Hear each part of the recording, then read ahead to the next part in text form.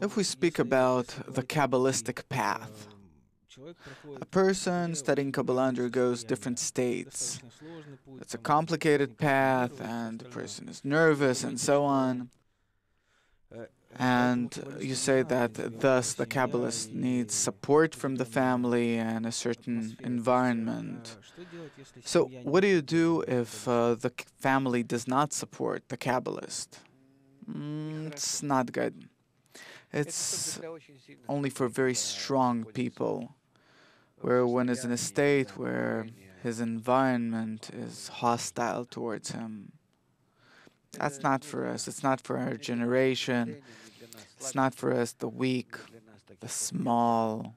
In the past, yes, we know from history about the wives of Kabbalists that were so quarrelsome, so horrible, that practically gave their husbands, great spiritual leaders, a very hard time at home, condemned them for studying Kabbalah and so on, and there were such. But that's not for us. We're in the last generation. We're very weak. We need an environment such that will help us in everything, and thus it's very preferable for a Kabbalist to convince his environment to cross over onto his side. It says so, you're given help made against yourself.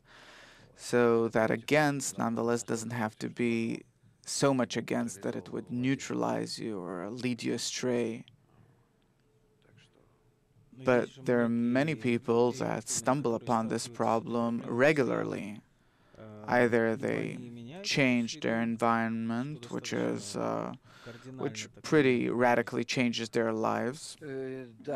Yes, there's also such an unpleasant possibility where you see that by no means are you led to engage in the correction of your soul, even though that the soul is eternal and our body and our life is transient, and a person has such a great desire for the upper, which is much greater than his whole life, since it is something higher than the desire for it is much greater than for this life. And then he has to part with the family that is against him and to find another wife, another environment.